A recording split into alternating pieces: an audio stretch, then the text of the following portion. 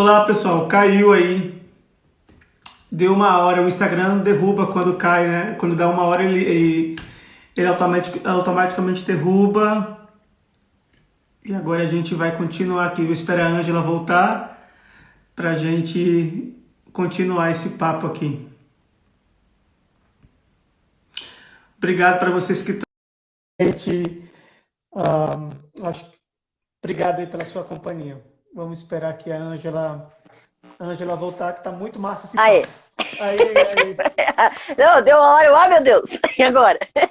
É que dá uma E- hora e o bicho derruba aí, né? O Instagram derruba. Eita. Então, mas pense o seguinte, os menonitas hoje estão com essa iniciativa Ah, de ir para Moçambique. Não, eles não podem ficar dependentes, nós vamos lá dar soluções sustentáveis para a agricultura, para outras coisas, mas a intenção é a mesma, é uhum, converter o povo, é botar a uhum, caixinha doutrinária na uhum, cabeça deles, uhum, mas que eles não fiquem dependentes financeiramente, porque dinheiro não pode ficar fornecendo, né? uhum. Então é muito engraçado quando eu ouço essas iniciativas de não, nós vamos levar opções sustentáveis para que eles sejam independentes. Mas você está indo lá fazer isso com uma doutrina em cima ou está indo só para ajudar mesmo? Nunca é só para ajudar. Aí Não. então é colonização, porque eles vão ficar independentes financeiramente, e isso só é vantagem para quem está fazendo esse domínio, né? Mas espiritualmente eles vão estar completamente dependentes. É, Emocionalmente também.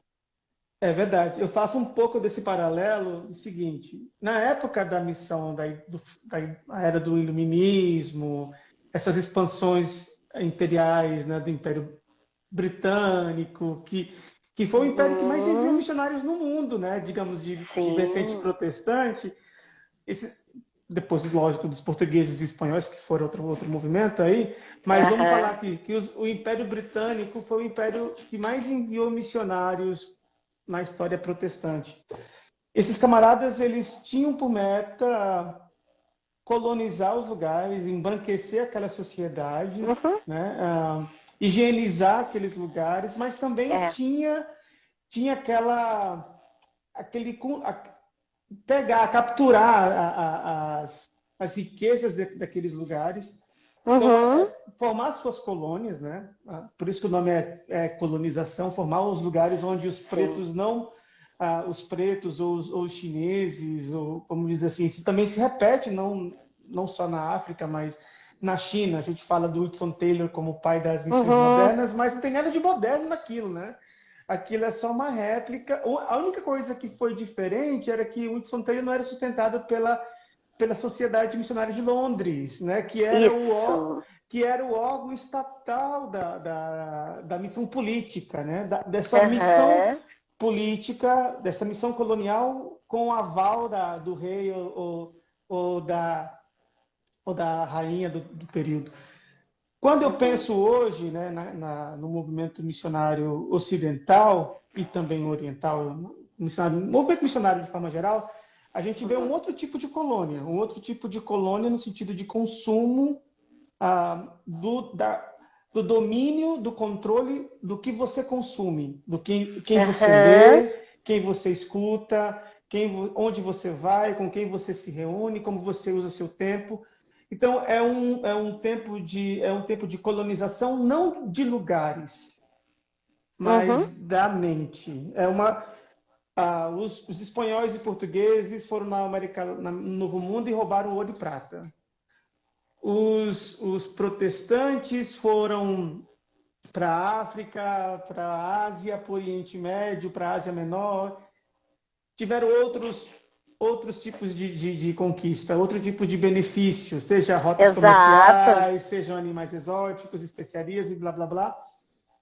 Hoje, essa missão ou essa atividade missionária, ela é feita basicamente em um outro tipo de colonização, a colonização dos saberes, a Isso. colonização dos falares, a colonização do que você.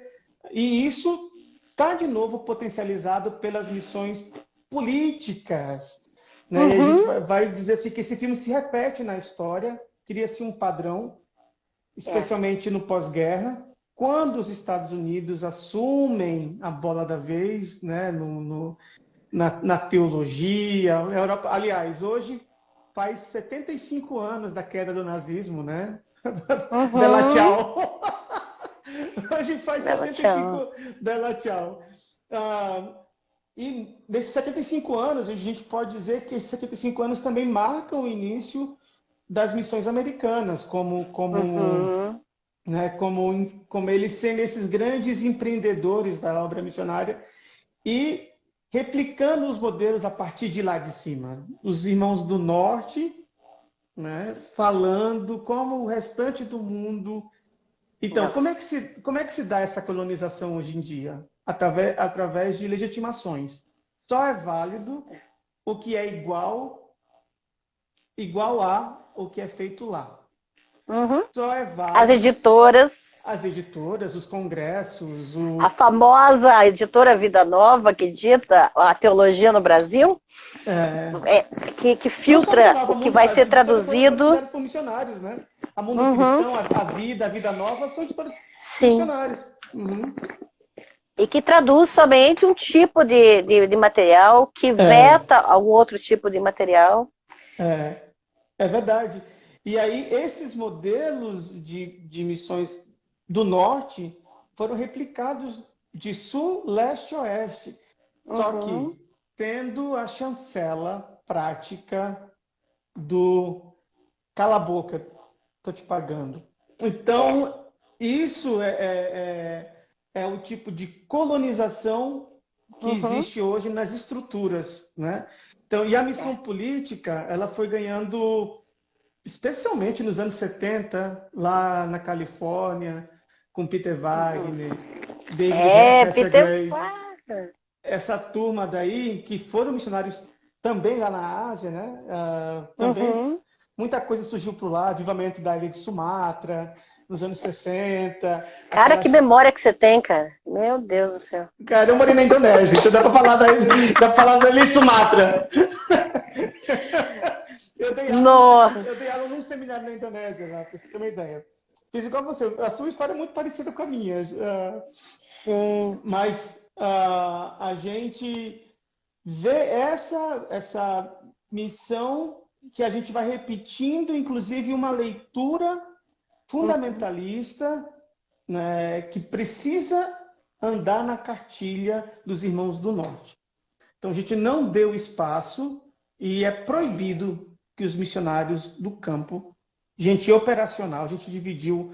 No Brasil esse ficou elitista, porque é caro Uhum. demais ser missionário, é caro É. demais conviver nesse métier, né?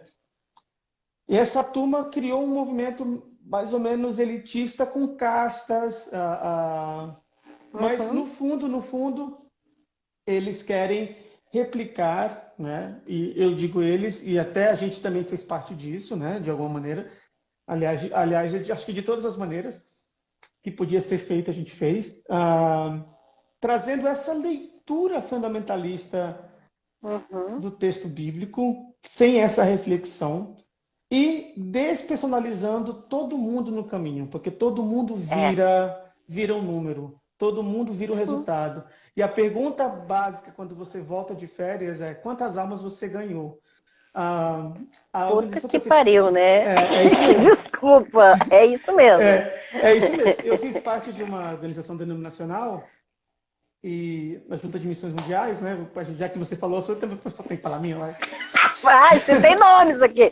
Não vai ficar só eu sujo na história. Não, eu fiz parte da Junta de Missões Mundiais dos Batistas. Eu ainda sou batista, né? Mas, como eu fiz, assim como eu e você fomos parte de uma missão denominacional, na missão denominacional a gente é obrigado a prestar relatórios trimestrais com a planilhazinha do Excel que vem no nosso e-mail, Nossa. para o nosso líder de campo. A gente tem que dizer quantas pessoas a gente evangelizou, quantas Nossa. pessoas a gente batizou, quantas pessoas a gente converteu, né? Vou usar essa palavra no pior sentido possível. Então as pessoas passam a ser números, Uhum. metas. Uma das coisas que você falou e para mim também é muito forte, a gente também tem em comum de ter estudado letras. Uma das coisas que você falou e uma coisa que eu aprendi quando estava fazendo o curso de letras, eu tive uma matéria chamada jornalismo. Você também deve ter tido. E na Aham. matéria de jornalismo, eles têm um ditado, né, que os jornalistas e pessoas da área de comunicação falam que bad news is good news. Má notícias são sempre boas notícias, né? Ah, então a gente é Foto de treinado, desgraça, né?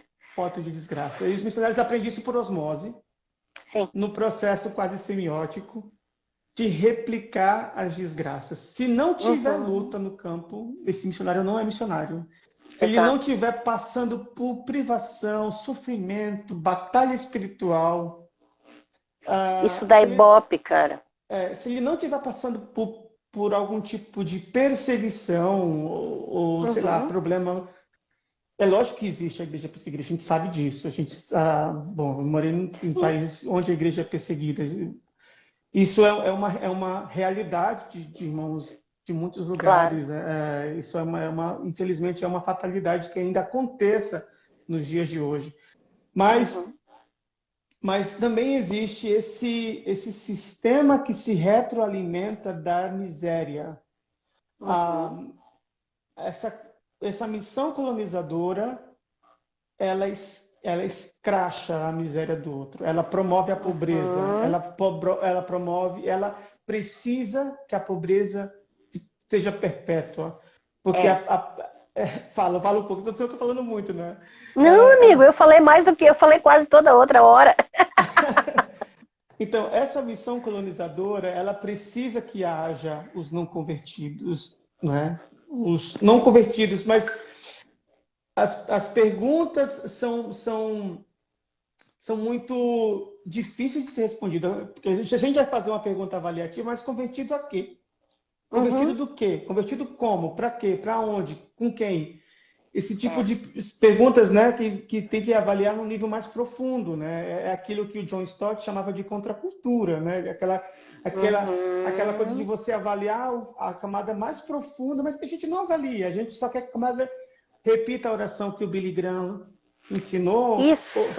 ou a cruzada estudantil ensinou, ou o pessoal das Uhum. 4 leis espirituais ensinaram, e a gente vai repetindo esses modelos, a gente não tem capacidade, a gente quer que as pessoas sejam um número da nossa agremiação. Ela tem uma cadeirinha É. marcada, que elas cantem as músicas que a gente canta, que elas pensem o que a gente pensa, que elas leiam o que a Uhum. gente lê, que elas escutem as músicas que a gente escuta.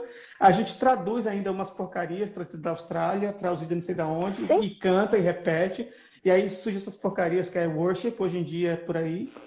Uhum. E isso se repete em todo canto. Você pode ir em qualquer lugar do mundo. A nova forma de colonização também vai através da arte, né? Através É. inclusive da música gospel, que é terrível, né, nesse sentido, porque ela não É inacreditável. é É um lixo. inacreditável o desserviço que a música gospel faz no sentido de privar as pessoas de conhecer a verdadeira narrativa bíblica. É, e não estamos falando de gospel da cultura negra nos Estados Unidos. Nós Não, estamos falando do gospel no sentido das músicas crente, aqui do né? Brasil mesmo. No Brasil, Porque da Austrália, é, porque do Texas, da Califórnia, isso, tem exato, esse gospel, esse que não tem gospel. nada a ver com a cultura negra, que é maravilhosa e que Não. inclusive, foi desconectado deles por racismo, né? O gospel Uhum. hoje é esse da Austrália, é esse do Texas, é esse que dão ibope nas igrejas, mas É, completamente desconectado da cultura negra que nasceu ali, que tem raiz negra, né? é. E essa cultura gospel, ela é replicada nos ambientes missionários, ela é Sim. replicada nos campos missionários, essa cultura da Austrália. Eu estava no ano passado, Hum. há mais ou menos um ano passado, nos Estados Unidos. Eu estava visitando uma escola que eu estudei missiologia lá, e o curso daquela semana era música e missão. E o professor Nossa. estava falando da evolução da enologia cristã através do século XVII até agora. E aí ele Aham. pega aqueles missionários do final do período colonial, aqueles hinos que eram muito mais relacionados, até aquele que tocou lá no Titanic, né? Mais perto quer estar. Aham. Ele pega esses hinos todos, aí ele fala que existe esse fenômeno worship, esse fenômeno do Hillsong, que o Hillsong consegue ser cantado em chinês, em indonésio, em árabe, que não se troca nem os acordes, nem as notas, nem até o timbre das Uhum. cantoras são iguais. Esse é um movimento que começou também lá na Califórnia, né, nos anos 90, Vineyard, aquela turma toda, que é a herança da teologia Aham. de domínio, né? A gente Sim. vê isso, que foi musicalizada, e a gente repete isso tudo sem ter a mínima capacidade de pensar. Então a gente tem isso como uma esfera. Depois a gente tem a missão política dos Estados Unidos, que começou com Schaeffer, e aí Francis Schaeffer, o pai do fundamentalismo calvinista no Brasil, né? o pai do fundamentalismo não sabia que estava criando um monstro, né? Meu Deus Ah, do céu. Mas é isso. É só fazer o gancho, que é aquilo que eu. Ó, toda live eu vou repetir até todo mundo ler o livro. qual livro? Mostra Ó, aí. Eu sei que você quer fazer propaganda de livro. não. Tá lá. Esse eu não peguei, mas tá ali. É o Anticristo na Bíblia e na História, do Ricardo Quadros Hum, Gouveia. hum, Ricardo Quadros Gouveia é um teólogo reformado. Mas, daí o que ele faz? Nesse livro é uma pesquisa exaustiva de é. tudo o que se fala, de tudo que a Bíblia fala sobre o anticristo, escatologia, e todo o desenvolvimento da escatologia das diferentes vertentes da história da igreja. Aham. Então, é um livro bem massivo, assim. Por que eu falo dele? Porque ele é um teólogo reformado que não é lido, geralmente, entre os reformados. E Ele, diga-se de passagem, reformado igual presbiteriano do Brasil, né? exato. Uhum, Então, o que acontece? Ele é uma das pessoas que as editoras é, prioritárias, né, na uhum. teologia no As mais Brasil, vendidas. Uhum, as mais vendidas, elas não traduzem, não reproduzem os livros dele. Ele publica pela fonte editorial, ele publica uhum, por editoras fora desse meio, uhum. porque simplesmente ele não é. E daí o que ele fala? Tem um outro livro dele chamado meu Deus, Piedade Pervertida, que é sobre o Uhum, fundamentalismo. E, uhum, e, ele, e ele fala que ele foi basicamente cancelado, em outras palavras, né, mas ele fala que foi cancelado na teologia, por quê? Porque o pessoal presbiteriano no Brasil, mesma coisa acontece com os luteranos, pensa que eles sabem, conhecem a teologia deles. Só que a uhum. maior parte, por exemplo, do material de teologia luterana não está em português. Não, não Então, está. aí eles bebem aonde? Na fonte calvinista, na Uhum. fonte presbiteriana. Mais Aí acessível, banana né? tudo. Uhum, É. Aí banana tudo. Porque eu vou lá na Faculdade Luterana de São Bento do Sul da aula e eles estão tudo com a cabecinha calvinista. uhum. Conversa com eles, você parece estar conversando com um presbiteriano. É inacreditável. É, exatamente. Se ele soubesse das tretas da história, né? Meu Deus do céu! Exato. Ah, E daí o que acontece? Aí você vai uhum, ver, o pessoal calvinista também não conhece uhum, a teologia reformada de fora do Brasil. Porque não é uhum. tudo que vem para português. Ou E outras aí ele. teologias reformadas, não é? Porque não existe só uma teologia Exato! reformada. E eles acham que só Ah, tem a deles. não, Aí não é você só fica, meu calvinista. Deus do Uhum. céu! E daí agem como se a cosmovisão cristã, que é a teologia do domínio na Na atualidade versão aqui no gourmet, Brasil, né? Na versão gourmet. é, Uhum, é fruto desse calvinismo fundamentalista uhum, que simplesmente hoje não aceita o diferente, que demoniza a teologia da missão integral, que demoniza a teologia da libertação, que demoniza a uhum, teologia latino-americana. Por quê? uhum. Porque é colonizado, porque é fruto dessa colonização Ou porque ela tem um e pouquinho de aquilo couro, não é? Porque ela tem um pouquinho de tempo. Exato! Nossa! Aí acontece um desfile como o da Mangueira desse ano, no carnaval Uhum, né? uhum, E fica desesperado, demonizando tudo, reproduzindo postagenzinha do Franklin Ferreira, que é um uhum, abestalhado, que não entende dessa diversidade teológica dentro da própria teologia, das teologias brasileiras, tanto batista quanto reformada. uhum. E o pessoal tá falando do teu microfone. Eu vou tirar o fone e É, começar a falar só com o normal. Tá me ouvindo ainda? tá. O pessoal está pedindo para repetir o nome do livro. Isso. São os dois. Eu citei os dois livros do Ricardo Quadros Gouveia. Um deles é O Anticristo na Bíblia e na História, e o outro é Piedade Pervertida. É mais fácil de encontrar eles ou na fonte editorial ou em sebo, você consegue tranquilo. Mas assim, você não vai encontrar esses livros nas livrarias ou né, nas editoras mais populares entre Baixa os na Amazon, teólogos. pro pessoal que lê em Kindle. Já- Não, não tem. Não tem. É muito difícil. E esse aí eu não vou ter paciência de escanear, não, porque é um carrado de livro. Você não vai, você não vai fazer pirataria mais não, né? Só pros amigos.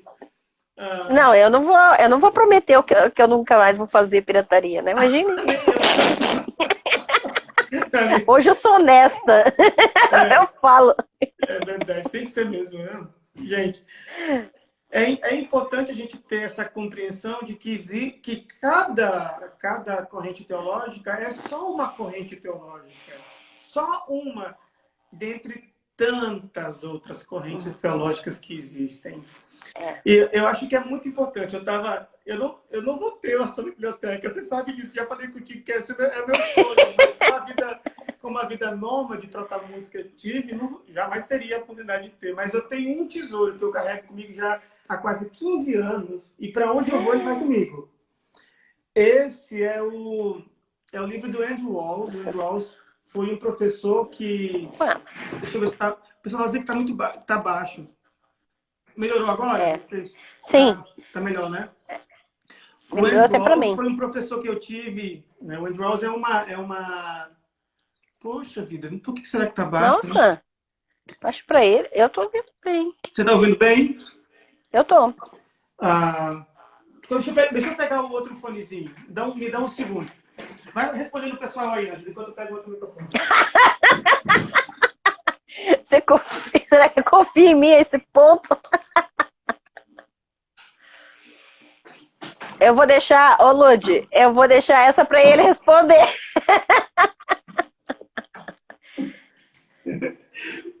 Pode responder, pô.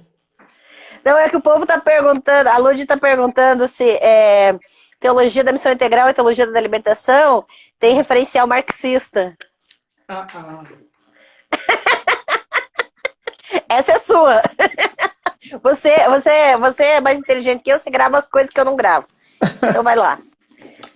Depende do que você. Depende de quem você lê, né? Eu acho que. Vamos voltar. Agora melhorou?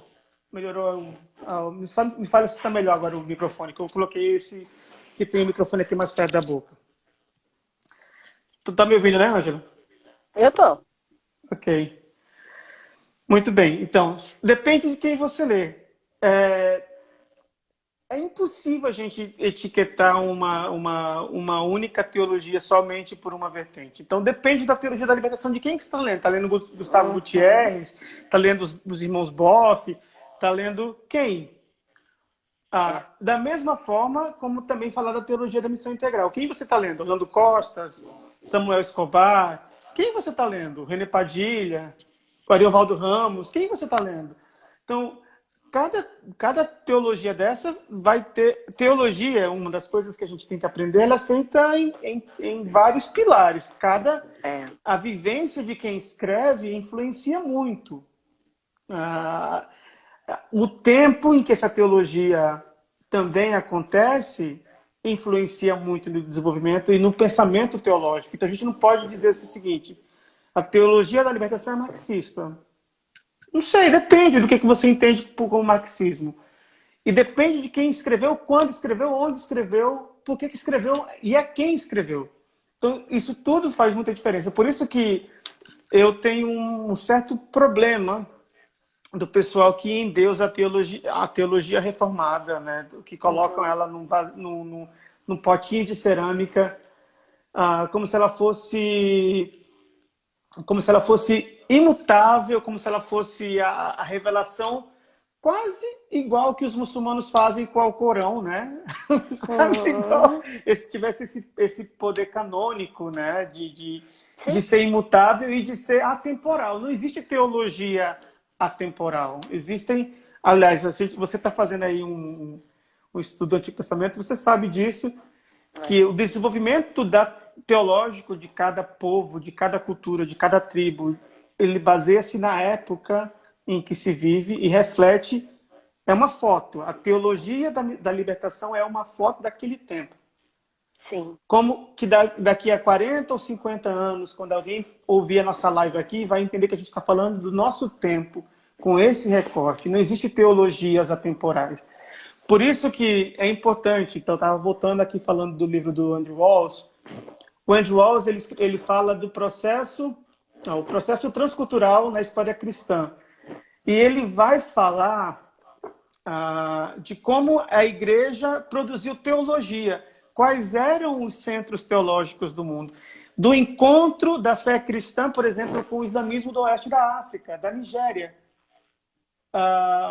Como era que os muçulmanos ajudaram a formação do pensamento teológico dos cristãos da Nigéria do século XVIII. No meio da missão colonial, né, inglesa, porque a Inglaterra colonizou a Nigéria, vamos dizer, a Inglaterra e França dividiram o país no meio e colonizaram um pedaço. Então, é importante a gente tentar entender, né? Alguém perguntou aí sobre teologia africana, né? Aí é a praia mais da Ângela do que a minha, né? Mas esse processo de formação teológica também vai ser o retrato de um povo. E hoje, de um povo que foi oprimido, dividido, separado, colocado para falar uma língua que não é a deles, colocado para. Né? E aí o trabalho da história ajuda muito a gente a entender que tipo de teologia poderia ser feita em Moçambique, que tipo de teologia poderia ser feito em Burkina Faso, que tipo de teologia poderia ser feito em Gana. Não simplesmente a réplica da teologia de Genebra do século XIX. Estava lá, sei lá, tomando um vinho numa noite fria da Suíça, escrevendo sobre a eleição. Como é que eles vão pensar nisso? Ou uma teologia negacionista, né, que joga É. tudo nas costas de Deus, inclusive aí eu estou chamando de montanismo gourmet também, né? Isso é ótimo. O montanismo gourmet do John Piper, do Hernandes Dias Lopes e do Augusto Nicodemos. Exato. Talvez nem, não sei se todo mundo sabe o que é montanismo, só para você dar uma Tá. explicadinha. Montanismo é um fenômeno histórico que aconteceu no século II da Igreja Cristã no norte da África. Montano era um dos bispos, um dos sacerdotes da época, um dos chefes da Igreja do norte da África, especialmente de Alexandria. E ele juntou-se com duas senhoras, duas irmãs, duas mulheres que eram profetisas. E esse movimento dele era uma espécie de movimento tipo Descende daquela época. Vou dar um paralelo. Ótimo. Eles saíram por aí dizendo que eles eram a voz de Deus para o final dos tempos. E eles saíram fazendo uma campanha para levantar missionários e entregar Bem para... Descende, cara. Bem O Descende. Descende é isso. E eles saíram em todas as igrejas da Ásia Menor. Então eles foram em Éfeso, Pérgamo, Tiatira, essas igrejas todas da Ásia Menor. E eles diziam que Deus estava mandando juízo, que o mundo ia se acabar naquela geração, e eles eram a resposta. Tudo que eles tinham dito, baseados numa interpretação errada do Apocalipse de João, que Deus estava punindo o mundo e que Deus ia destruir, começando ali pela igreja e começando pelas igrejas do Império Romano, que Deus ia destruir eles naquela geração. Lógico, o Montano foi acusado de heresia, juntamente com essas irmãs e com todos os movimentos que se juntaram a isso. Quando eu recebi a cópia do livro do John Piper, não sei se você teve esse... A famosa. O famoso Cristo e o Covid, né? Cristo e o Covid e o coronavírus. Quando eu falei aquilo, eu falei, o que é isso? Esses caras estão desenterrando essas porcarias da onde? Onde saiu isso? E eu tive o desprazer de ler, porque a gente não pode falar se a gente não lê, não é? Eu sou que nem você, eu sou meio viciado em leitura, né? Uhum. E aí eu vi, opa, aí naquela mesma semana que me mandaram o livro, o PDF do John Piper, eu vi uma live dos amados irmãos aí, presbiterianos aí, dois figurões, falando desse que Deus estava punindo a humanidade com o coronavírus. E eles pegaram para ler o livro de Apocalipse. Na live deles eu falei, isso é uma versão gourmet do montanismo, né? Com cara tupiniquim e discurso neocalvinista. Tá, alguém tá falando da Mayra Bess. Quer saber, quer o comentário sobre o Descend, né? Você quer falar um pouco sobre isso? Eu realmente penso que o que a gente já comentou sobre a questão de teologia do domínio, né? Sobre essa questão do montanismo que encaixa perfeitamente, porque é um movimento de os missionários da última geração. Da última hora. Né? Um movimento da última hora, né? Entre os pentecostais era a década da colheita. Não sei se você lembra disso. Isso! Missionários da última hora. Exato! Então, elas são exatamente esses movimentos que a gente vê na história como um pêndulo, né? Que repetem na história. Que agora está contrapondo a época anterior e sucessivamente. Mas o Descende é a réplica perfeita da teologia do domínio e que colonizadora, extremamente fundamentalista e nacionalista, com todas essas características de nós e eles, a demonização do outro. É maniqueísta, né? O nome disso é maniqueísmo. Extremamente maniqueísta. E assim, na verdade, você junta várias heresias da história da igreja e põe ali, né? Não é só uma. Eu chamo que é a teologia do Chow Mi Fan. Chow Mi Fan, lá na China, é o arroz frito. Aquele arroz chinês que vai um monte de coisa junto. Que eles colocam. Como é que é o nome? Chow Mi Fan, ou Chow Fan. Arroz frito. Os peruanos chamam de chaufa, né? O famoso chaufa peruano.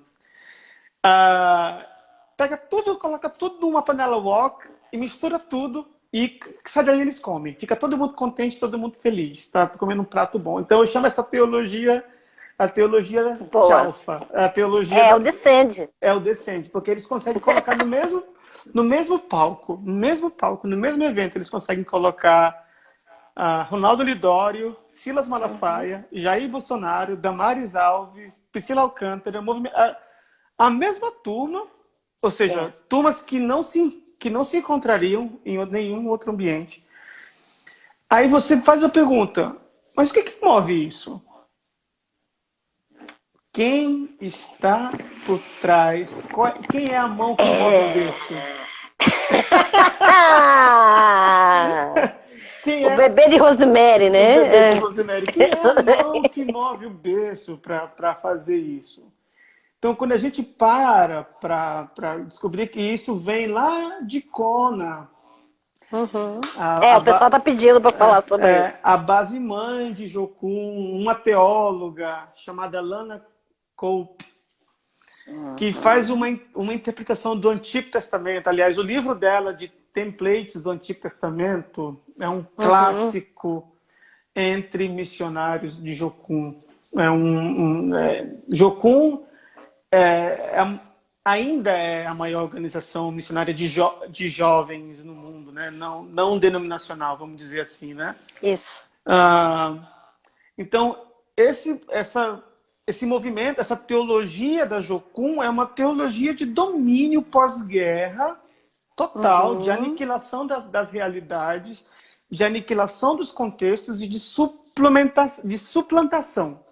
Então eu chego ali e eu implanto o reino, uma teonomia. a teonomia com a presença do missionário, né, com a guerra espiritual que se dá nesse ambiente cósmico, né? E aí eu expulso o demônio cantando música, ou ungindo lugares, ou marcando território através de orações mágicas e totemismos. E o Descende está impregnado disso com um elemento plus. Ele tem um elemento plus. O elemento plus do Descende é o elemento político. Porque quem está por trás disso, né, não é só a teologia de Kona, é Kona no Havaí, mas é gente que está envolvida na Casa Branca. Na Casa Branca, de novo, assim, lá, o Mike Pence, Capital Ministries, essa turma. Existe um documentário na Netflix que saiu ano passado, chamado The Family. Se a gente quer entender um pouco dessa missão colonial e as mãos que movem os berços, por aí, né? As mãos que afagam as estruturas de poder religioso, a gente precisa meter o dedo na cara disso, meter o dedo nessa ferida. Quem está financiando isso, quem está promovendo isso, não é só o pessoal que tem boa intenção de levar cantor e missionários, gente boa, gente muito capaz. Eu não tenho nada para falar da idoneidade de nenhum desses missionários, jamais, mas o trágico. E isso aí mesmo. A mão por baixo trás. Do fantoche, né? A mão por trás do fantoche. O comentário aí do Pado é isso mesmo. Exatamente. A missão americana é baseada nessa cosmologia deles. Eles entendem que eles são o novo Israel, que eles são responsáveis de trazer reino, justiça e liberdade econômica. Reino, justiça e liberdade econômica. Peraí. Em qual sentido?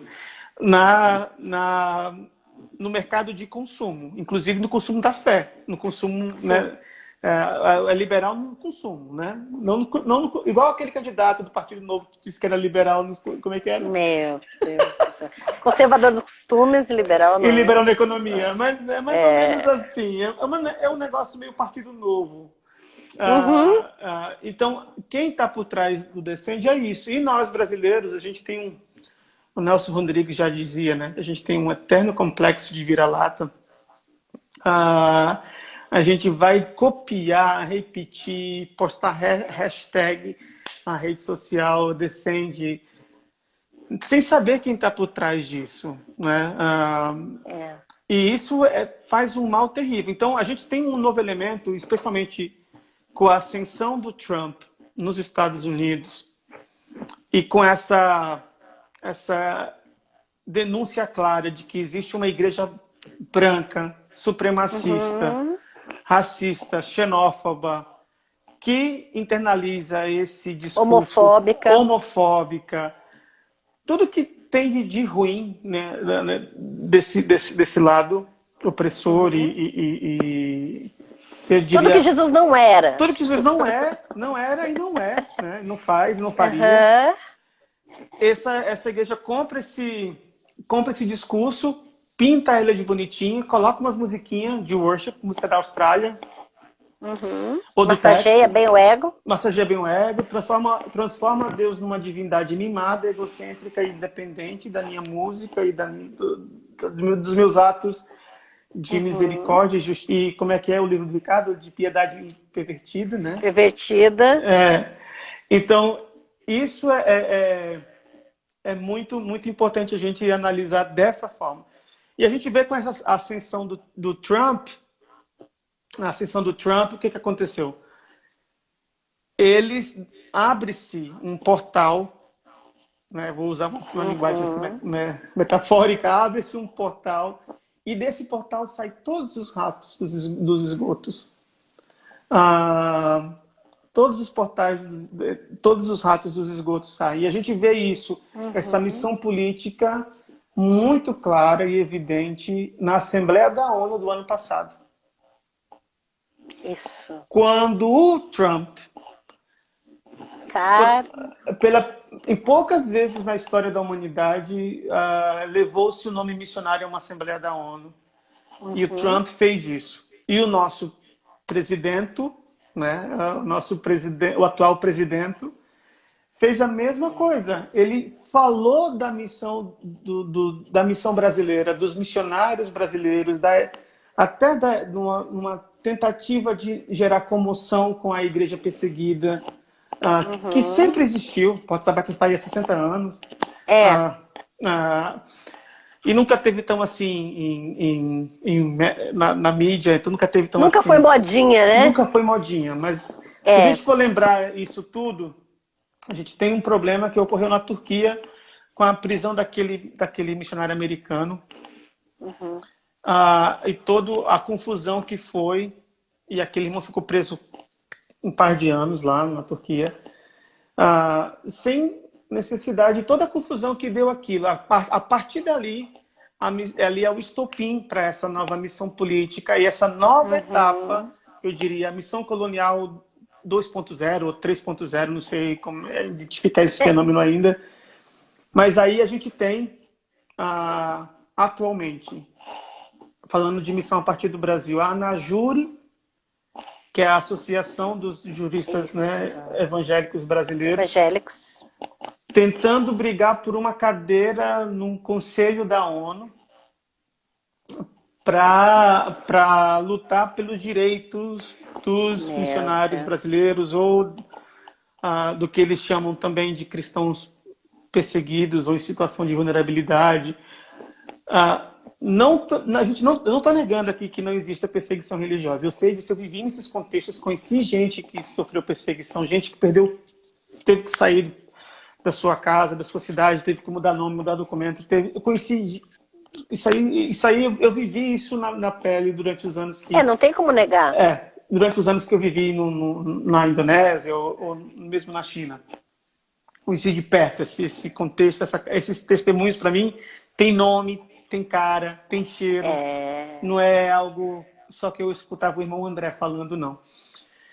Mas não é nada que a gente nunca conseguiu ver ainda na história, até agora, dessa missão política que está mais parecendo lá com o começo da história da igreja, quando a igreja cristã se torna institucionalizada, lá com Constantino, esse poder dos oficiais da igreja junto com os oficiais políticos que determinavam a norma no Estado. Um dos primeiros atos e os primeiros concílios da história da igreja, para quem gosta de teologia patrística, vai lembrar de um pouco disso. Para quem gosta de história da igreja, vai ver que esses concílios foram propagando naquele tempo as culturas dos cancelamentos. Só que não era somente um cancelamento de fulano de tal, a gente não vai escutar mais o que fulano de tal disse. Era um cancelamento de morte, de perseguição a grupos que eles chamavam de herege. E esse movimento da missio política, né, vou usar a palavra assim, ela tem o mesmo gênese, ela tem o mesmo DNA e ela pode ter, por causa dessa teologia de domínio que consegue tocar fogo em terreiros de religiões afro-brasileiras, que consegue perseguir e condenar LGBTs, que consegue apedrejar pessoas em nome de Deus. Eu não sei, hoje de manhã eu vi uma notícia de um site da China, um site chinês falando do Brasil, eu até coloquei lá no meu Twitter, uma enfermeira indígena, e o depoimento dela para mim foi uma das coisas mais comoventes que eu ouvi. Ela dizendo que eles estão morrendo de coronavírus, estão infectados, e o Estado nem sequer reconhece eles como gente. Isso para mim, isso me emociona de um jeito, dizer assim, onde estão essa turma que estava brigando há um mês e meio atrás, para colocar o avião da Novas Tribos lá dentro? Onde é que está a Damares nessa hora? que está fazendo um auê por causa do Suruahá. Então, onde que tá esses missionários que usam imagens de indígenas nas suas cartas mensais? Onde estão eles para defender a vida, a saúde dos indígenas? E trazer conscientização, e impedir, por exemplo, ir lá dar a cara para bater, impedindo o madeireiro de entrar, impedindo o grileiro de entrar, impedindo os ruralistas de aprovarem projetos a favor deles, para que eles, né, desbanquem os indígenas. Onde que está esse povo que usa a imagem do outro para se autopromover e promover sua própria missão, sua própria colonização, agora, na hora que essas pessoas precisam? Ou trazendo mais para o nosso dia a dia, agora desculpa, te cortei. Vai. Mas onde está, por exemplo, a questão de... esses dias tinha um terreiro de Umbanda aqui em Curitiba fazendo uma campanha para material de higiene pessoal para as pessoas em situação de rua. Por que as igrejas não se associam a essas pessoas? Onde que está a vida? Os olhos de Jesus nas vidas das pessoas, acima das suas ideologias, das suas teologias. Vou fazer só a ponte para responder aqui o irmão que já fez 2 vezes a mesma pergunta sobre a África, né? Da abordagem. Qual a melhor abordagem teológica em países africanos? Meu amigo, a teologia, a Bíblia nasceu na África. Tá? A história bíblica, a narrativa bíblica nasceu na África. Existem teólogos africanos, existem teologias africanas, genuinamente africanas. Por que a gente primeiro não se dá o trabalho de aprender qual é a teologia deles, de aprender o que eles estão produzindo antes de querer levar alguma coisa nova, em vez de querer elaborar algo para eles, adaptado das nossas mentalidades e vivências, que muitas vezes não atendem nada à realidade deles. Então, a gente precisa, vamos levar isso para lá. Que nem eu fui lá, a Tainá tá aqui, né? A Bárbara também estava aqui. Eu fui para Juazeiro do Norte lá com o pessoal. Amo, saudade do pessoal de Juazeiro. Chega lá. Juazeiro. Nossa, que lugar maravilhoso. Olha, se fosse para escolher um lugar para morrer, eu queria morrer lá. Um lugar maravilhoso, pessoal maravilhoso. Mas olha só, você chega lá levando a sua mentalidade, sua realidade, sua elaboração teológica, que não tem nada a ver com a realidade deles. Chega lá demonizando tudo. Isso aqui é imagem, isso aqui é demônio, isso aqui não pode, isso aqui é do diabo, isso aqui é idolatria. E daí não tem nenhum trabalho, nenhum olhar em Jesus, na verdade, de se dar o trabalho de encarnar junto com eles, no meio do povo, como Jesus fez, vestiu a nossa camisa, vestiu a nossa mentalidade, entendeu a nossa cosmovisão, andou com o nosso sapato para falar com a gente, para se revelar como palavra viva de Deus. E a gente não se dá o trabalho de aprender com o povo, de caminhar com o povo, de sentir a dor, de chorar com quem está chorando, e de abrir o peito para levar um tiro, às vezes, na frente, para defendê-los. Isso a gente não tem coragem, a gente tem coragem de usar a imagem deles depois. Olha o que eu fui fazer lá, olha, eu fui lá evangelizar aquele povo, eu fui lá fazer isso com aquele povo, expondo a imagem deles como autopromoção, sem achando que tem algo a mais do que eles, como se não tivesse que aprender nada deles, que não tivesse que a gente ser transformado, como eu fui no caso, né? De toda a nossa elaboração teológica, ela é mastigada, ela é ruminada, ela já vem ruminada da Europa, ela já vem ruminada dos Estados Unidos, e daí vai lá e vomita na África. E não é dada a possibilidade de questionar, né? Exato! Que isso? Deixa o povo fazer sua elaboração teológica. Eu estava vendo uma live do Henrique Vieira com o Leonardo Boff essa semana. Pensa. 2 monstros, né? Conversando. E assim, fazia tempo, eu até comentei ontem com as meninas, fazia tempo que eu não ouvi alguém falar algo que de repente aquilo foi como uma flecha no meu peito. E eu comecei a chorar. Foi a fala que o Leonardo é fantástico, mas tem uma fala do Henrique que Deus não tem nome. O nome de Deus não está no dicionário, cara. Não tá. E daí nós chamamos Deus de Javé. De Deus, né? Inclusive de Deus, né? De Deus. Uma coisa não genérica. E daí os muçulmanos chamam de Alá, e daí de repente os indígenas podem chamar de Tupã, e a gente diz, não, aquilo lá é outro Deus, aquilo não tem nada a ver. E a gente simplesmente alega o monopólio da graça de Deus, como o Hermes Fernandes fala. Monopólio do né? sagrado. Exato. Não, nós sabemos o nome de Deus. Amigo, ninguém sabe o nome de Deus. Ninguém sabe. Porque se a gente pega e coloca vogais nas letras lá e tenta traduzir da melhor maneira possível, não vai chegar nem perto, amigo. Não vai chegar. Tudo o que nós fazemos são suposições, são estudos, são reflexões sobre. Né? São construções de vivências, né? De com base no nosso óculos, com base na nossa interpretação. É verdade. Então é o máximo que a gente consegue. E vai agora afirmar que o outro é demônio e o nosso é Deus. Então a gente não deixa as pessoas construírem suas teologias, não deixa eles desenvolverem e construírem, a partir das suas vivências, aquilo que Deus está revelando para elas diretamente. A gente quer filtrar as coisas para as pessoas, quer dar comida mastigada ou vomitada de outro lugar. Então, e isso é tratar a missão como fábrica, como colonização. Em escala industrial mesmo.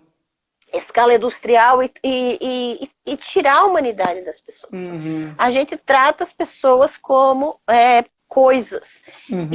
E a quem tudo isso serve? Todas as coisas que a gente está falando. As estruturas de poder, as estruturas econômicas. E a gente precisa falar sobre isso, porque toda vez que os cristãos decidiram se aliar às estruturas de poder, eles negaram a Jesus. Eles negaram o Jesus histórico, eles negaram o Jesus verdadeiro, aquele que veio e encarnou, que é verdade para nós, aquele que se entregou por nós, mas na sua integridade, porque as pessoas começam nas elaborações teológicas a querer dizer, não, a gente não pode ir tanto por Jesus histórico, porque a gente tira, não é mais Cristo, não é a divindade. E como o Ricardo Quadros Gouveia fala no livro do Anticristo, ele fala que a gente foge do humanismo e cai no gnosticismo. Ou do ceticismo, né? Ou do ceticismo, né? Exatamente. Que foram condenados pelo apóstolo Paulo, inclusive. Então, a gente vai elaborando tantas coisas e se colocando como verdade absoluta, mas o que a gente está buscando mesmo são essas estruturas de poder, são os favorecimentos do dinheiro que podem nos ajudar, e toda vez que os cristãos se aliaram ao poder, como no caso de César, o caso de Constantino, né? Todas as vezes que houve esse tipo de aliança, eles negaram a Cristo, eles negaram Jesus, deram um testemunho de vergonha para o nome de Jesus, e negaram, inclusive, imagine, eles seguiram o espírito do anticristo, porque na carta de 1 João fala que se você nega que Jesus veio em carne, se você nega o Jesus histórico, você realmente está seguindo o anticristo. Então, a gente precisa ter esse tipo de discernimento, né?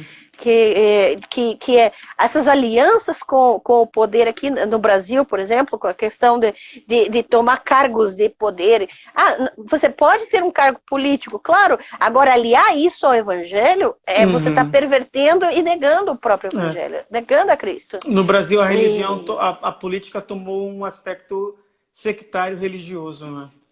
Exatamente, com justificativas tão equivocadas. Eu já ouvi gente dizer, não, mas olha o rei Davi, que trouxe... Cara, se o povo estudar sobre Davi, na real mesmo, esse povo nunca mais vai falar o nome dele. Não, nunca mais. Porque o que foi Davi com aqueles ídolos na casa dele, com aquelas coisas... Né? Não tem nada original. Não, cara...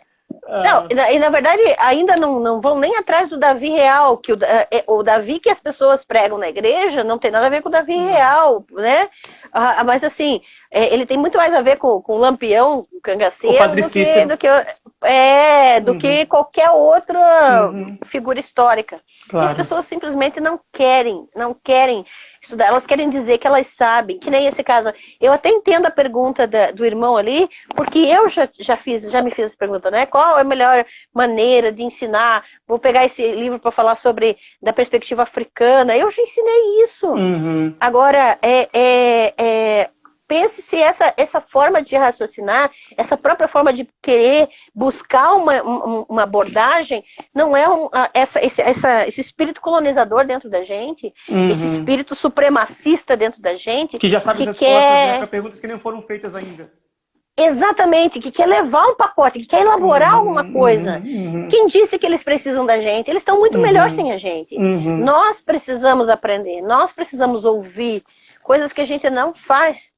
É ouvir o povo e ver Deus se manifestando no povo, Deus se manifestando lá, e como Deus está se revelando lá, como Deus se revela aqui. Jesus, ele não tem fronteiras, ele não precisa da nossa teologia para se revelar, para ninguém. Para ninguém. Então, a gente precisa também elaborar essa nova forma de missão, né? Daí, antes... Seus conselhos para essa nova forma de missão, falei para nós.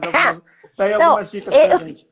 Tem algumas dicas. Esses livros aqui estão em espanhol. Por quê? Porque tem um grupo na Argentina, no Peru, de cristãos. Os menonitas, tem os menonitas lá que não tem nada a ver com os menonitas daqui. São os anabatistas que participam do movimento ecumênico, por exemplo, que aqui no Brasil é demonizado, né? Demonizado, mas tem um fundo político, né? Claro. 1924, então, Rubem Alves. Olha isso, missão sem conquista, de como trabalhar com os nativos e ver. Na verdade, não é nem permitir, porque a gente não permite nada, a gente não é dono de ninguém. Mas a gente saber experienciar a construção do próprio povo a respeito de Deus. Cara, isso aqui é maravilhoso. É você respeitar os povos originários, os povos nativos, com as suas identidades, com as suas construções teológicas. Isso aqui é maravilhoso. Mas além do espírito imperial, são materiais assim que... esses não tem em português, mas tem em espanhol. E olha só que interessante. Edições Cairós, o nome, olha que coincidência. Do René Padilha, não é? A Fundação do René Padilha. Amigo. Então você vai ver muitos materiais nesse sentido, se você...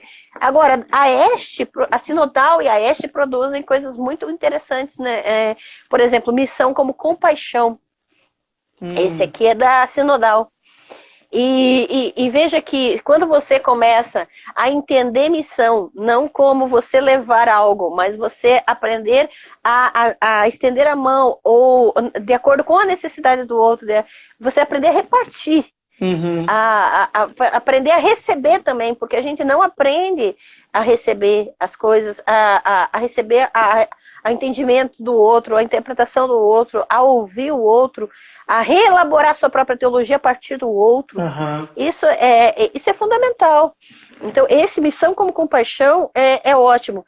Alguma provocaçãozinha básica, eu tenho algumas controvérsias, mas esse da Nausira, evangelização ou colonização, é bom. Esse é interessante. Digamos que esse é o começo. É o começo, digamos que é a porta de entrada para um novo mundo. Exato! Então esse aqui foi na verdade o começo para eu repensar minha ideia de missão. E claro, o Ricardo Quadros Gouveia também tem esse livro, Missão Integral, a Única Missão. Uau! Esse é do Ricardo Quadros Gouveia, pela editora Garimpo. Veja que ele só pega editoras marginais. Que ninguém tá dando. Então, quando você começa veja, ele é um teólogo reformado. Né? Presbiteriano vamos dizer assim, reformado, presbiteriano. Do Brasil. Né?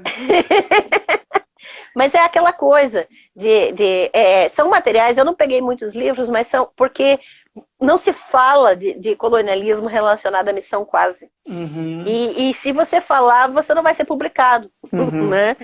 Se você não financiar a sua publicação. E isso já é um sinal da colonização que nós estamos tendo. Nós vivemos, que nós somos submetidos a essa colonização. Porque você tem que ter dinheiro para você bancar as coisas que quer falar, se você vai falar contra o sistema. Porque o sistema não vai bancar você. Ângela, vai cair de novo. Vamos só entrar de novo, só para a gente fechar, dar as coisas finais assim. E beleza. Vai ter um último... Não falamos nem metade da sua listinha, mas tudo bem. A última coisa que eu queria que a gente pudesse voltar, só para poder falar sobre missões no mundo pós-Covid. pra gente falar Ótimo. sobre isso. Vamos, Então, ó, vai cair, mas o povo entra de novo, tá, mas gente? entra de novo, gente, porque a gente vai só dar os fechamentos. Isso aí a Angela vai terminar de apresentar essa lista maravilhosa dela.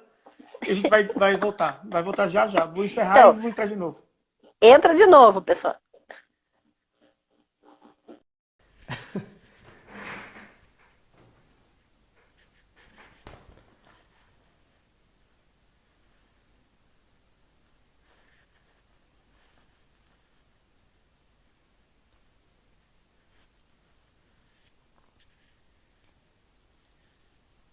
Olá, Priscila. Olá.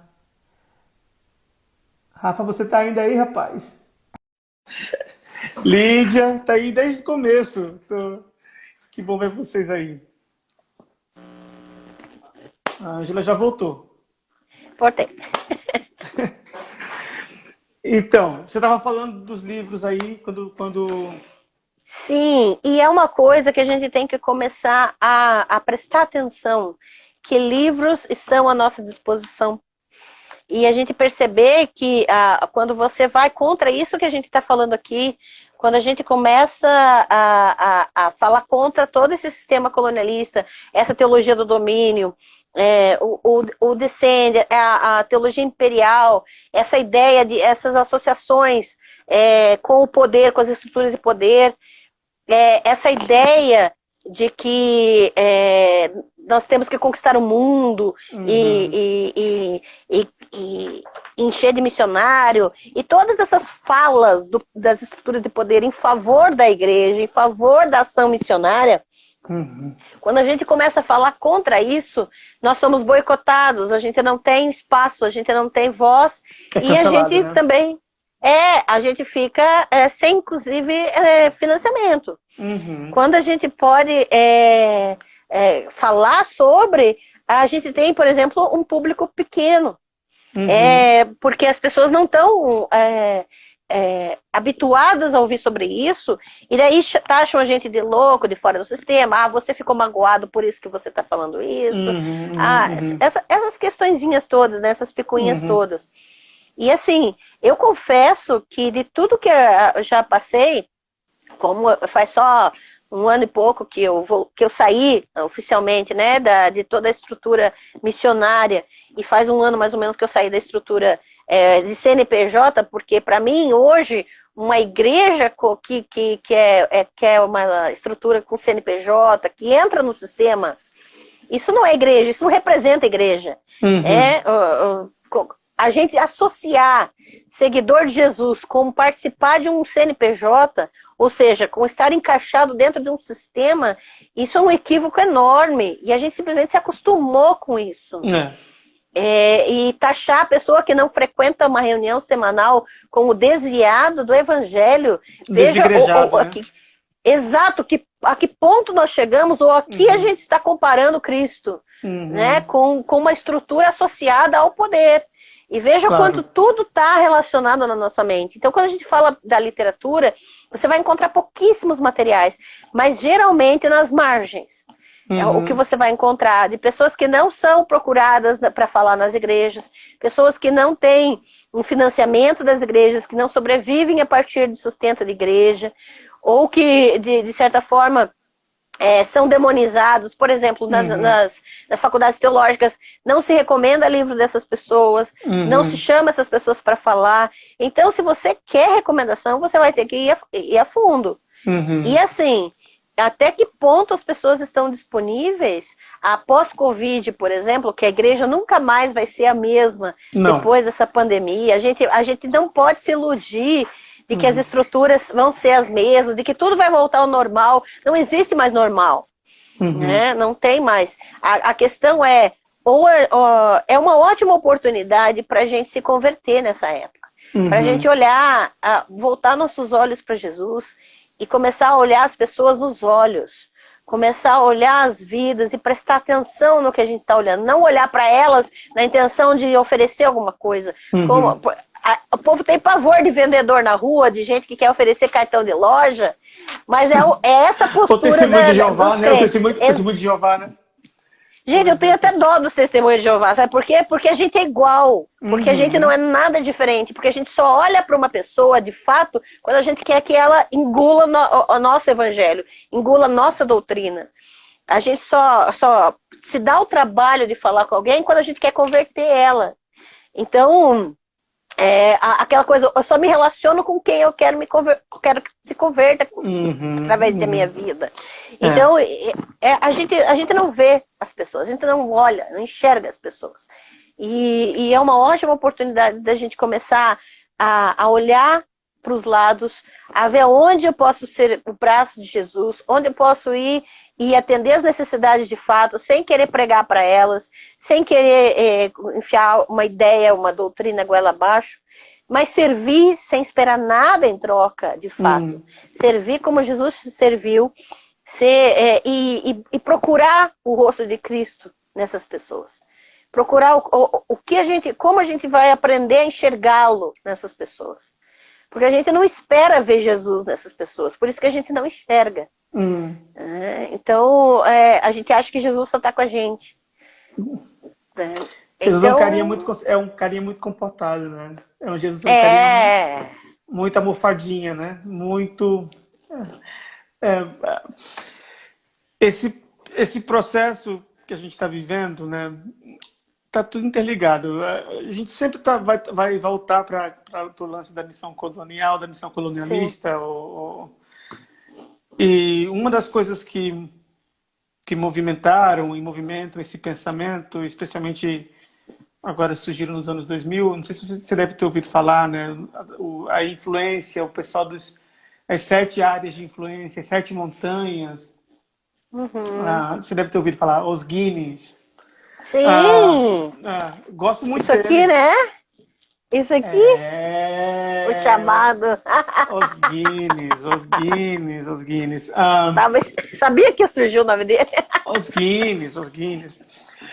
Essas montanhas foram todas derrubadas com esse Covid-19. Não existe possibilidade dos nossos discursos serem os mesmos. Essa pandemia veio como um divisor de águas na igreja do mundo inteiro para denunciar a falência das estruturas de poder, de dominação, de controle. Como denúncia profética, vou usar aqui, né? Eu vou usar um linguajar. O vocabulário colonialista. Vou usar o vocabulário que eu não gosto de usar, porque esse vocabulário é demodê. Todas essas coisas é tudo demodê. Mas ela veio como uma ação profética para denunciar, né? Para botar o dedo na cara e dizer assim, vocês falharam. Não adianta vocês com o seu discurso de pureza, de superioridade. Vocês falharam. Moralismo, né? Moralismo, de capitalismo, de consumo desenfreado, de não cuidado com a criação. Não sei, uma cena que vai ficar para mim marcada como uma cena dessa pandemia é daquele pessoal que estava dormindo no estacionamento nos Estados Unidos. Estacionamento... que marcaram. Separaram. E isso, para mim, é a denúncia Meu Deus do céu. da maior nação protestante do planeta, a incapacidade dos Estados Unidos e da sua Igreja Nacional, agora eu vou falar assim, né? Da sua Igreja Nacional não lidar com esse problema. Se a gente olha para o Brasil, a situação ainda é pior. Porque o relato dos indígenas, o relato dos mais vulneráveis da sociedade, a humilhação das pessoas tentando receber há mais de um mês o auxílio emergência, que não é mais emergência. Porque uma emergência que está à espera um mês já não é mais emergência, já é uma situação de calamidade. E o descaso dessa igreja, quando um dos ministros, diga-se de passagem, reformado, abre a sua boca e seu discurso chamando o atual presidente de profeta, e ele se coloca, o adjetivo que ele se chama, para mim é muito marcante. A gente também tem em comum gostar de linguística, né? E gostar de análise de discurso. Sim! A gente é parecido pra caramba, Ângelo, um monte de coisa. Nossa, cara, a gente é meio gêmeo, né? É irmão gêmeo, pô. Aquele cara dizer que ele usou o adjetivo, ele usou o título de missionário, o atual ministro da Justiça, ele disse que o Bolsonaro era o profeta. Vou ter que cuspir. Sujou a boca, cara. Depois álcool. Falei francês. Esse é o palavrão, esse é o palavrão. Esse camarada era profeta e que esse ministro era missionário desse governo, disso tudo que está na sociedade. Então a gente vê nesse mundo pós-Covid, o que não vai existir o tipo de missão não é uma missão despersonalizada, é a missão que olha o outro. É a missão que estende a mão. Num mundo em que todo mundo está fugindo de toque, num mundo em que nós não sabemos mais como abraçar, num mundo que nós não sabemos mais como lavar, como a gente está lavando sua mão, eu acho que a gente vai ter que lavar os pés, como Jesus fez. No mundo que não sabe mais dividir, no mundo que só sabe consumir, no mundo que categoriza, etiqueta, a missão que fica preso nos sistemas. A missão, a missão no mundo pós-pandemia é a missão que sai do templo e vai para a periferia. E põe o pé no chão. E põe o pé no chão. E se suja. E não tem medo de perder reputação. De perder reputação, que não tá nem aí que vai comer gafanhoto porque não tem dinheiro para comer carne, nem que não tem dinheiro para comer vinho e azeite, como comiam os imperadores e os sacerdotes do Templo de Jerusalém. É a missão, vou usar aqui uma interpretação bem boba, é a missão do João Batista. No lugar de estar purificando o povo em Betesda, na porta do templo, ele estava lá no Rio Jordão, que era o Rio Sujo, lá fora, e dizendo: arrependei-vos. É a missão protesto, é a missão que sai da estrutura. É a missão revolução. É a missão revolução. É essa missão não sacerdotal, é a missão de fora, é a missão de fora. Então, a missão do João Batista como denúncia das estruturas de poder, como denúncia da falha do sistema religioso. Do capitalismo. Do sistema político-religioso estatal, que tem uma religião subserviente às benesses do império, do capitalismo. Esse João Batista morreu por causa disso, né? O João Batista teve a cabeça cortada e servido na bandeja de prata, porque ele foi capaz de fazer missão no mundo onde não se tocava, onde que para se tocar tinha que se pagar. Tinha que se comprar bode, tinha que se comprar ovelhas limpas com pedigree, caramba, quatro.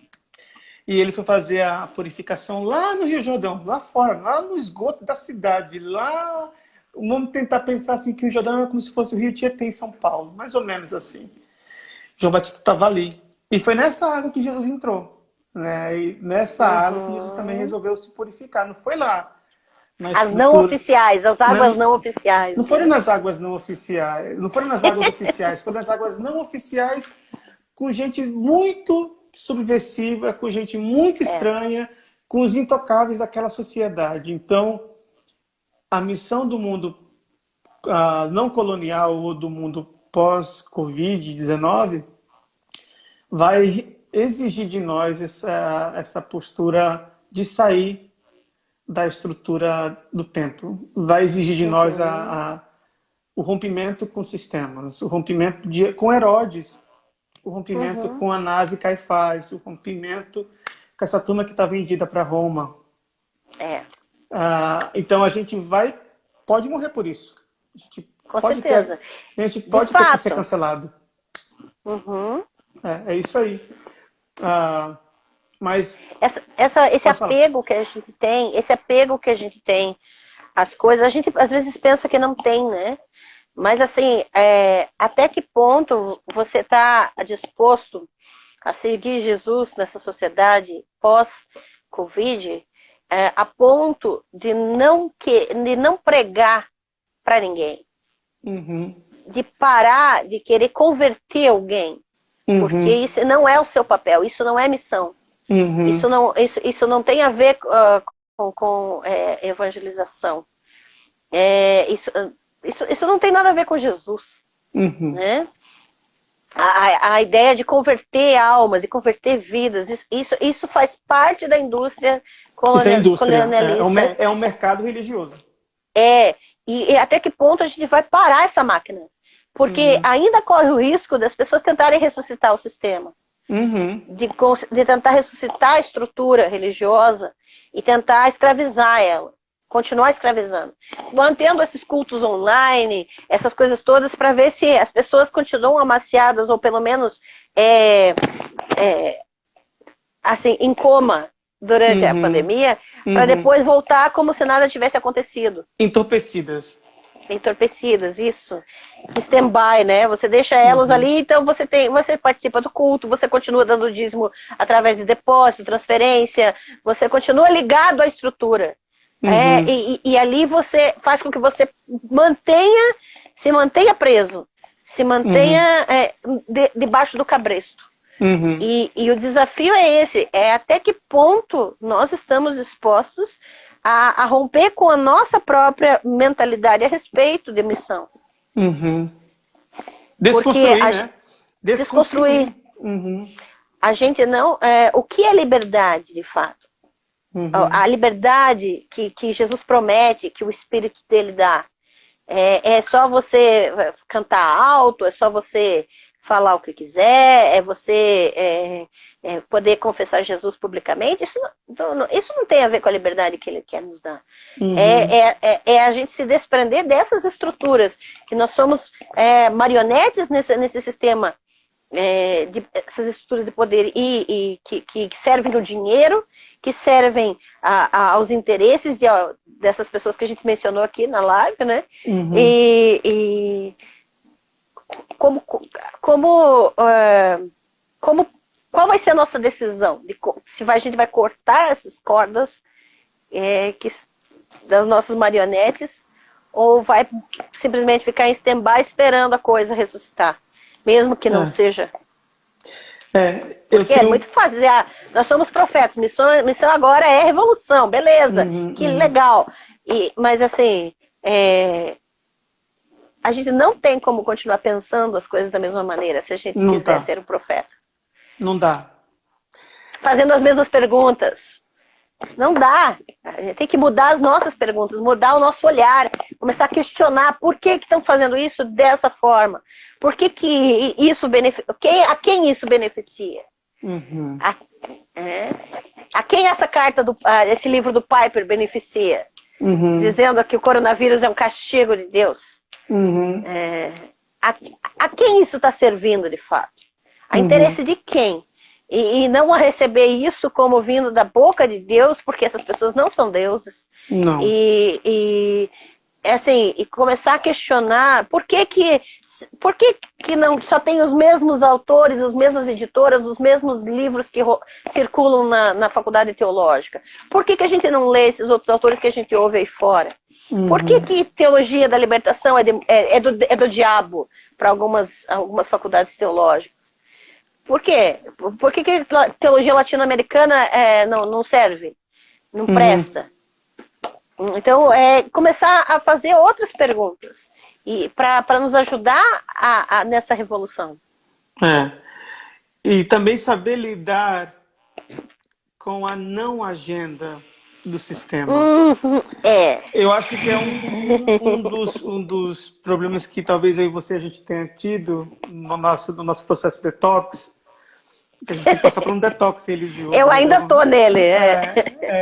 Eu ainda faço carta mensal, né? Você sabe?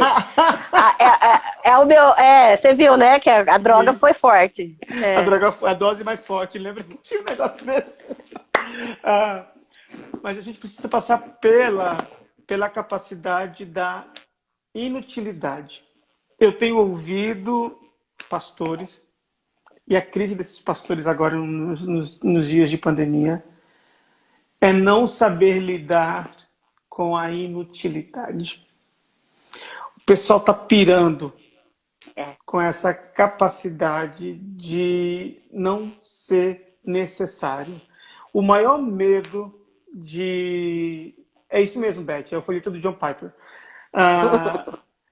O pessoal não sabe lidar com a innecessidade ou com a não necessidade deles. E o maior medo dos pastores no meio, e dos missionários, por incrível que pareça, que também se estende aos missionários, é que o povo descubra que nós somos não somos desnecessários. O medo desses caras é esse.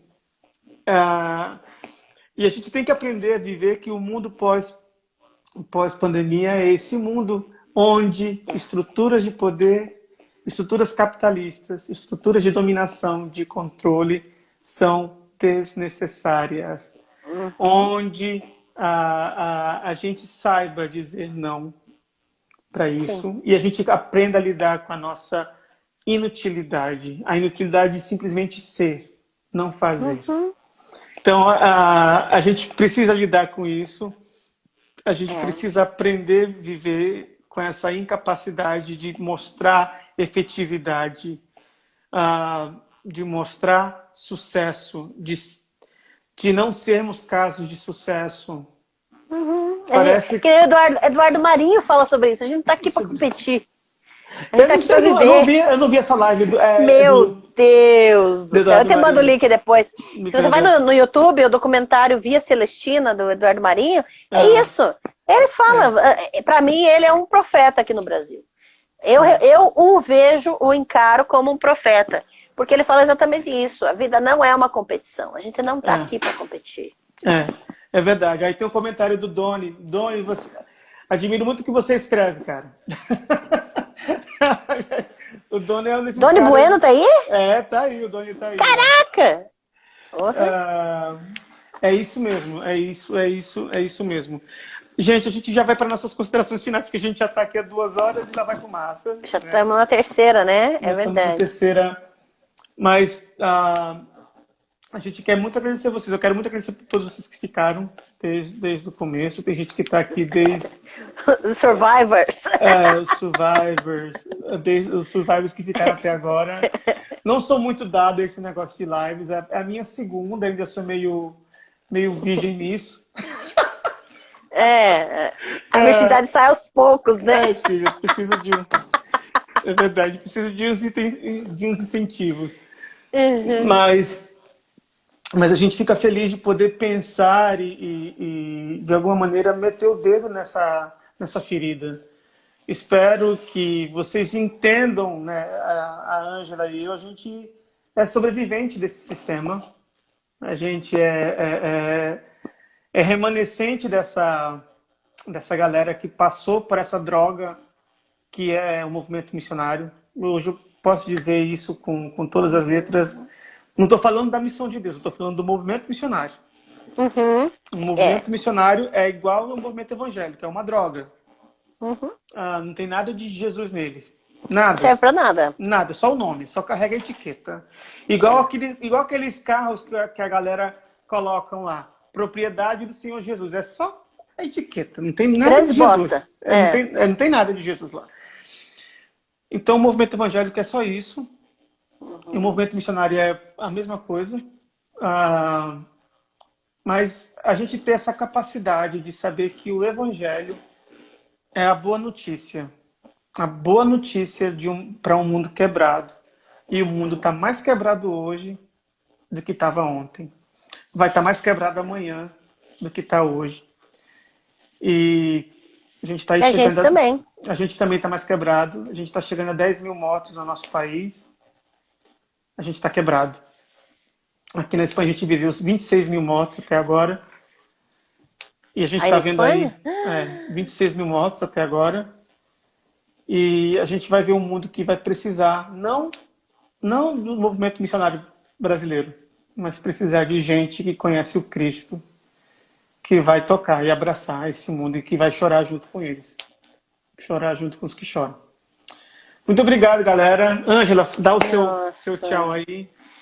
Olha, eu queria agradecer, Wellington, você, cara, assim, eu admiro demais você, cara. Sério. A sua capacidade de lembrar de tanta coisa, seu coração, nossa, seu carinho. Eu te admiro demais. Ainda, a gente tem que fazer um encontro depois dessa loucura para bagunçar. Muito obrigada pela paciência. E tomar uma Heineken, né, também junto, né? Pelo amor de Deus, uma caixa. No mínimo, né? Assim, mas assim, agradeço sua paciência e seu carinho. Sua paciência com essa live aqui, porque eu não tenho a cabeça que você tem de guardar tanto nome né, sequência, sua organização, que eu não tenho. O Wellington fez uma lista. Eu fiz roteiro. Teve roteiro, gente. Teve roteiro que eu não segui nada. Mas agradeço de coração. Agradeço cada um que assistiu, né? Mesmo que seja um trechinho. E quero deixar, né, pelo menos registrado, o meu agradecimento também à Igreja do Armazém, pessoal o Barba do Teologia de Boteco, porque nesse último ano, eu creio que comunidades assim precisam nascer, que não tem um CNPJ, que não tem um lugar, que não estão presos a estruturas, a paredes, a ritos, mas que são gente e que estão me ensinando a ser gente, porque eu confesso que eu ainda não sei. Uma das minhas orações mais frequentes, na verdade, eu oro pouco ultimamente, porque eu tenho me envergonhado muito diante de Deus, repensando a minha história, né? Nessa obra missionária, né? E o quanto eu me envergonho, o quanto eu me arrependo de ter sido voz nisso, então eu tenho orado muito pouco nesse sentido. Mas a minha oração, tanto dos meus lábios quanto do meu coração, é que Jesus me ensine a ser gente. Me ensine a ser tão humana quanto Ele. E eu sei que eu não vou ser tão humana quanto Ele até morrer, né? Mas quem está me ensinando isso no dia a dia é o pessoal da Igreja do Armazém. Aprendendo a falar o que eu sou, e aprendendo a rirem da minha cara e eu poder rir dos outros também, a poder falar asneira e não tá bem, e aprendendo a aceitar que eu não tô bem, e isso chorar mesmo, e ouvir. Então são coisas tão soltas e tão básicas, mas que eu não aprendi todos esses anos. Em missão ou dentro de estruturas religiosas. Eu oro, a minha oração é que todas as pessoas que eu ensinei até hoje, que tenham a oportunidade de serem livres. De tudo o que eu ensinei, de todas as asneiras que eu disse, que elas tenham a oportunidade de ir contra aquilo que eu ensinei para elas. De furarem essa bolha, de furarem esse sistema, porque a gente precisa ser livre, e ser livre é correr risco, ser livre é estar vulnerável, ser livre é correr risco de vida, e a gente precisa ser livre, e precisa sair da nossa caixinha, e deixar os outros livres também. Isso é missão. É deixar, não querer aprisionar ninguém. Então, eu agradeço muito a oportunidade de vocês ouvirem a gente, de ouvir as asneiras. Obrigado porque vocês... Catarse, né? Nossa! Obrigado também até você, Wellington, por entender que eu não consigo mais me sistematizar como antes. De seguir um roteiro, realmente... Eu era muito mais organizada antes, mas eu não consigo mais. Por isso que eu sou anarquista. Eu não consigo mais, cara. Anarquismo não é bagunça. Não. Anarquismo é exatamente essa liberdade de autogestão. Exato, essa flexibilidade e autogestão, sem necessidade que alguém mande, sem necessidade de alguém exercer poder sobre outro. A gente não precisa disso. A gente precisa se amar. Obrigado, gente. Obrigado, Ângela. Amo você, viu? Nossa, Hélio, eu te amo também. Você é muito. E a gente vai se encontrar logo, logo aí, se Deus quiser. E vocês, turma, muito obrigado você que ficou até agora. Eu vou deixar a Ângela descansar um pouco. Hoje é sexta-feira, né? Sextou pra você aí. Sextou! Um beijão pra todo mundo. Se cuidem. E a gente vai viver, a gente vai sobreviver esse tempo. E dias melhores virão. Deus abençoe e se cuidem do emocional de vocês. Cuidem de vocês. Tchau, tchau. Tchau.